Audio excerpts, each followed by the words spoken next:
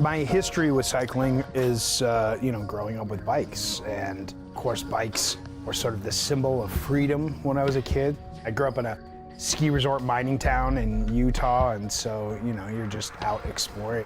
My dad rode bikes a lot, and I wanted to be a lot like my dad. We used to do little trips together. We carried our own water, our own food, our own supplies and gear. At the time, it was pretty extreme and pretty unheard of. Not so much now, nothing's extreme anymore, so. We're traveling just under 150 miles from the outskirts of northern Colorado Springs to the Sand Creek Massacre National Historic Site. We can maybe raise a little bit of awareness about those spaces as we make a journey to it. Even just in terms of the bike ride, like we're talking about history, and history plays a pretty big part.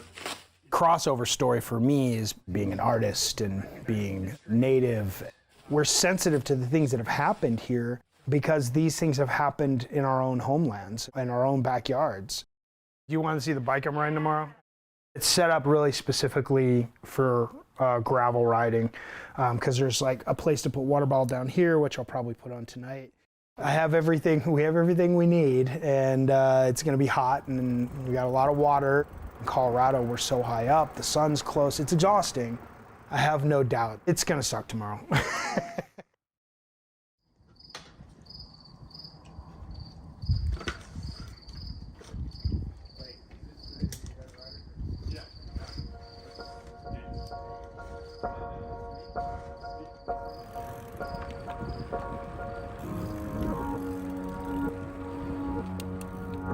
When you actually start to break down the events of the Sand Creek Massacre, you begin to see a series of very deliberate choices that are not just upsetting, but really disturbing.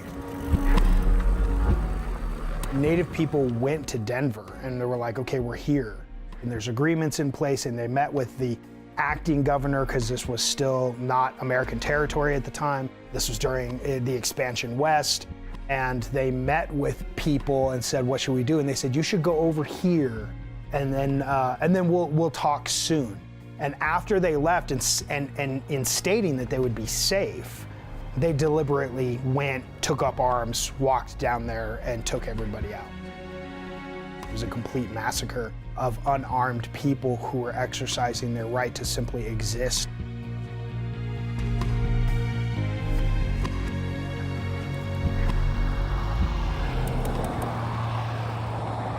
We were booking, but I think a lot of it has to do with like how cool it was, being fresh in the morning, a lot of downhill, and most of the climbing were like short climbs that you could just kind of push through. And then the climbs got increasingly longer as we were going.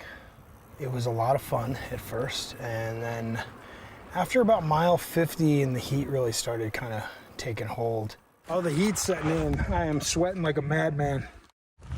It's been dirt roads. I don't know, after 50 miles, I think is where I started kind of feeling it. So just trying to eat and drink as much as possible. But those washboards are killer, man. We got a mile climb coming up.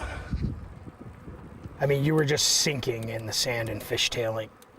I would stop a lot, regroup, and then could continue on. I was struck by really just how incredibly harsh the landscape is. It's rural, working class, farmers, ranchers. On the plains of southeastern Colorado, the part that no one really thinks about, there's a lot of cattle ranch land out here. You can get beautiful cloud formations you can watch out here, and you can see almost forever.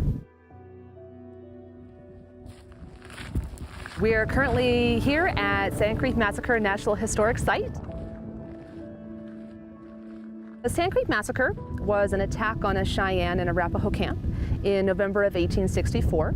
The people in the camp at Sand Creek were mostly women, children, and the elderly, trying to establish a peace.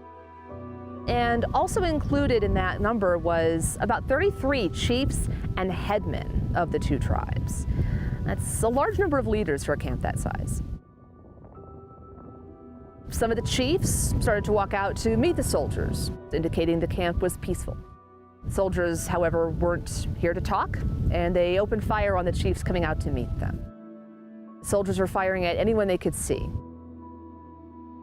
According to stories passed down by survivors, some people were pursued up to 10 miles away.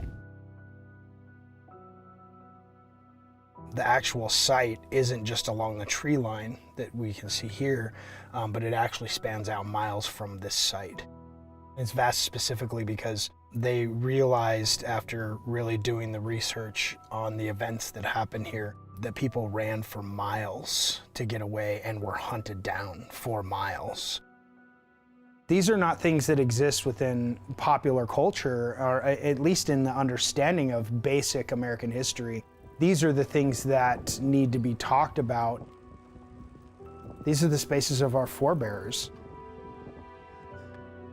Any sort of awareness that this place exists and the story of this place, I think, is pretty important.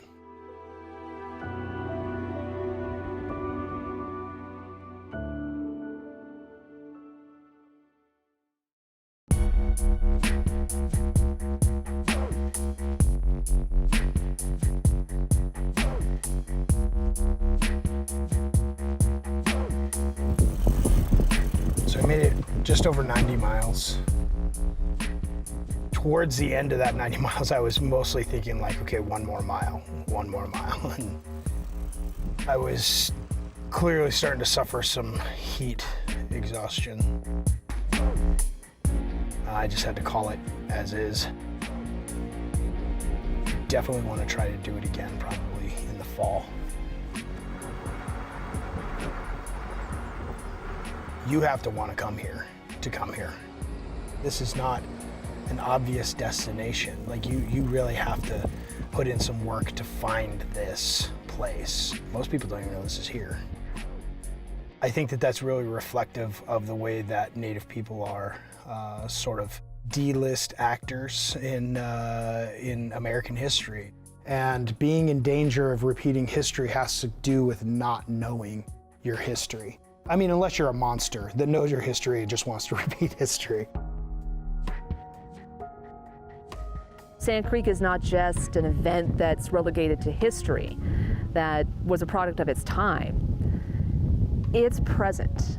Being able to acknowledge those things and trying to make connections to modern times is the most important aspect that I see. History has to be reconciled in order for us to move forward in a way that's not just appropriate, but rooted in equality. I also maintain the most segregated place in the United States is within history, because we learn about white history, but we don't learn about Native history or Mexican history or Black history. And when we do learn about those things are separated into their own little compartments. All history is history, and there's aspects in that history that we need to be accountable for. No matter where we are on, treading, walking, riding, driving on indigenous lands.